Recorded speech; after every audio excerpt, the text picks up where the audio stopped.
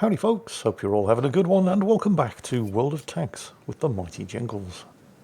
Where today Archie 1337 is going to be taking his T50-2 out for a spin in an encounter battle here on the Ensk map. The good news, the matchmaking isn't too bad. Everybody's either tier 5 or tier 6. The bad news, it's Ensk and he's in a light tank. Now there are certain maps where light tanks tend to have a better than average chance of success due to the wide open nature of the maps with strategic concealment points scattered around at useful intervals. Maps like Malinovka and Prokhorovka leap to mind. Ensk, not so much. In common with most other city maps, they tend to favour tanks with heavy armour and big guns that do a lot of damage up front. Neither of which describe the T50-2. It is not big and heavily armoured, it is small and very fast. And it does not have a big gun, it has a tiny little 57mm pop gun. Admittedly, as pop guns go, it is pretty effective, but it is still just a pop gun. It does not deliver large amounts of damage up front.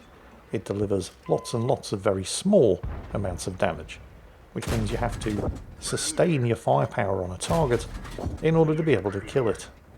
It helps if that target doesn't know whether it's coming or going and loiters around in front of your gun while you're pecking away at it, but that is by no means guaranteed, especially on a city map where you will often only see a target for the briefest fraction of a second, either as it rolls from one point of cover to another or as it pops out to derp you in the face with its massive gun. In order to be successful on Ensk in a light tank, you have to get creative. But while being in a light tank on a map like Ensk is usually bad news for all of the reasons that I've described, plus the likelihood that people are going to go, oh look, a light tank, I must one-shot it now before somebody else does. But you can also sometimes take advantage of the fact that you do have a tiny little 57mm gun that just pecks away at a target's armour, because when faced with something like, for example, a KV-2 about to unload the howitzer of doom in somebody's general direction, and you pecking away and hardly really doing any damage, people will shoot the KV-2 first, for very good reasons, allowing you to continue just chipping away at the target's armour. Probably not something you should base your tactics around though. It's one of those things that only works when it works, and when it doesn't, you're dead. So but it is nevertheless something to be aware of, something that you can take advantage of when and if the situation arises. And there's a KV-1 over there, and yes, Archie did get a scene. So that KV-1, which probably has nothing better to shoot at right now, is going to be aiming up at the side of this building, and Archie is not going to give him the opportunity to take a shot. Knocks that tree over to give himself a bit of extra concealment, and then, oh, hang on a second, a super chaffy. Let's get that little bugger. He's going for the artillery. Well, I say let's get him. It's going to take you a while with this gun to get anything, even another light tank, without some kind of help from the rest of your teammates, doing only 85 average damage, and when your teammates are shooting at and missing the chaffee and hitting you instead, that doesn't help. The somewhat consistent low damage rolls there didn't help either. The super chaffee has gotten away with it. The team are down 3 tanks, the team are down 4 tanks, the team are down 5 tanks. They have not yet inflicted a single casualty until Archie himself nails the first kill on the Covenanter and then follows it up with a second kill on the Achilles in defence of the Matilda Black Prince here, which is a very tough medium tank, by the way. It needs all the help it can get, and it is in fact getting all of the help that Archie can give.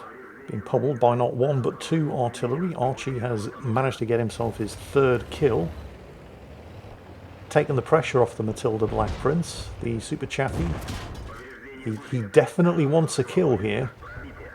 Unfortunately for him, unfortunately for us, he's lurking when he really should be getting the hell out of here. I'm not entirely sure why he didn't run for it when he had the chance. Perhaps he was waiting to see what was going to happen with the Cromwell over there, who did just kill the Matilda Black Prince and then finished off the T-24, who turned up a day late and a dollar short to help. And a Cromwell, oh yeah, that's a dangerous opponent. It's not something you can easily run away from, even in something as quick and nimble as a T-50-2. But Archie's going to give it the good old college try, while Cromwell is on the wrong side of the train tracks, and he's managed to disengage, and not a second too soon, as the Cromwell is joined by multiple teammates. Note the clever use of the available concealment here as he actually bounces a shot from the Type T-34. Wouldn't have put money on that happening. Sadly unable to do any further damage, and here comes the Cromwell. Time to get the hell out of here. T-150. The T-150 can take its chances against the Cromwell and the Type T-34. Certainly a T-50-2 has got no business fighting tanks like that in the open. Oh shit, it's a KV-2. Get into cover, get into cover. Oh, that would have been bad. Right. With the T-150 dealing with the enemy medium tanks to the south and the Excelsior on this road having just been taken out, which was the only real incredible threat, at least in this portion of the map, Archie now has the luxury to stop and think about what he's going to do next. And by the looks of things, the T-150 is not doing, well, he's not doing a bad job dealing with the medium tank threat down here, but he probably could use a bit of help.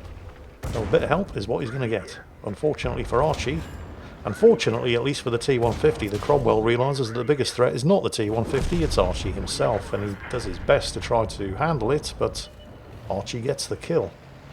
The T-150's on very low health, however, so again, to the assistance of the team's heavy tank, nails the Type T-34. That's a Top Gun. That's 6 kills, by the way. It wouldn't be much of an exaggeration to say that Archie in his little light tank is probably the only thing keeping his team still in the game here. Still 5 enemies to take care of though. And there's an M10 down to the south, which is probably really, really, really bad news for that T-150. Archie pushing the pedal to the metal, trying to get down there. Actually, where is the T-150? Oh, he's dead. Okay, never mind. First shot on the M10 bounces. Has he actually done the average 85 damage that this gun is supposed to be capable of doing in any of the shots that he's fired this far? I mean, every time I look at the exact amount of damage being done, it always seems to be less than 85. I mean, 85 isn't much to ask for, but it would be nice to actually do it every now and then. Oh dear, he's lost all but one of his surviving team. Oh no, he's now the last tank left alive. Kill that KV-2, he's got him. Kill the other KV-2. Although don't hang around and wait to get shot at by him. Now might be a good time to go for that pesky artillery, actually. Yeah, KV-2's not the fastest tank in the world, and neither's the M10. Although you don't have long to do it. And you know there are 2 artillery over in this corner, because they've been shooting at you the entire game. Yep, there's one. Oh, the AMX-13 F3. He's actually in a good spot there. That's good cover. Your first shot misses. His doesn't. Direct hit, 141 damage. Shot from the Griller. Not a direct hit. Splash damage only. But your entire crew are stunned. And you know the M10 and the KV-2 are going to be coming this way. So you do not have long to kill these guys. He's going to go for the Griller, trying to beat his reload. Or at the very least outmaneuver him, which is not going to be difficult. And note that while outmaneuvering him, he's also keeping the enemy arty between himself and the other enemy arty. The AMX-13 F3 is bulldozing straight through the house. It missed its shot. Take the time, kill it. One more maybe. Yep, got him. And not before time, because here comes the KV-2 and the M10. But he's managed to go undetected. And he's in the one stretch of ground on this entire map that actually favours the light tank over the heavies and the tank destroyers. Oh, the final shot bounces. Oh, and he's been spotted now, though. So he's going to need to play this very, very carefully. With just his... I mean, he's actually using terrain masking here. But it is still a very, very dangerous game, because no matter how low the health of the KV-2 is, as long as it's not 0, it can still one-shot kill you.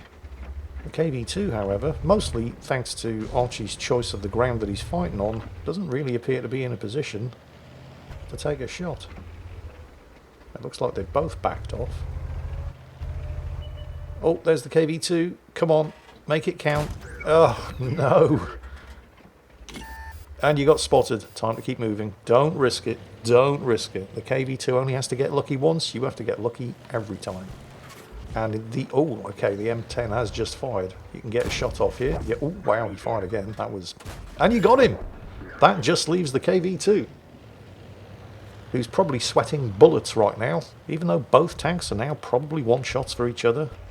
The KV-2 has certain advantages. It's a KV-2. It has a 152mm howitzer, and if he's lobbing high explosive shells, he probably doesn't even need to get a direct hit in order to kill Archie outright. Of course, the KV-2 doesn't have a huge amount of health, and is technically a one-shot kill also for even Archie's 57mm gun. But he has to penetrate the KV-2's armour first, and he's already failed to do that on a couple of occasions. Oh, the KV-2 got spotted and Archie didn't, and I didn't even see the target outline. Straight through the cover, kills the last enemy tank. With 3,500 damage done and 11 kills in a light tank on a city map. Archie got so many kills and achievements and did so much damage in this battle that I actually had to extend the length of the screenshot in order to fit them all in.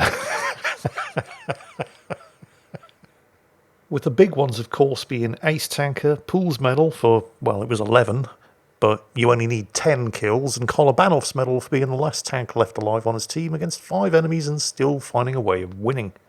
Or perhaps that should be the enemy team finding a way of losing. This gun only does 85 average damage, and it barely during the course of the battle ever seemed to do that, and he still did 3,500 damage. He shot at and damaged every single tank on the enemy team, and failed to kill 4 of them. So clearly, Archie, there's room for improvement there. It's not all good news, though, because he burned through nearly all of his ammunition during the course of this battle. I mean, how else are you going to do 3,588 damage with a gun that only does 85 average?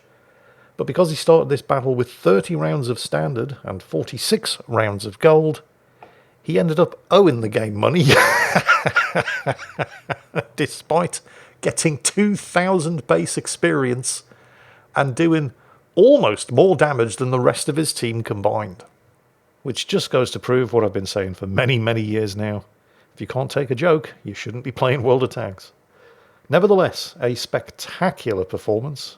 Congratulations, Archie. Extremely well done. And everyone else, I hope you enjoyed it, because that's it for today. As always, take care, and I'll catch you next time.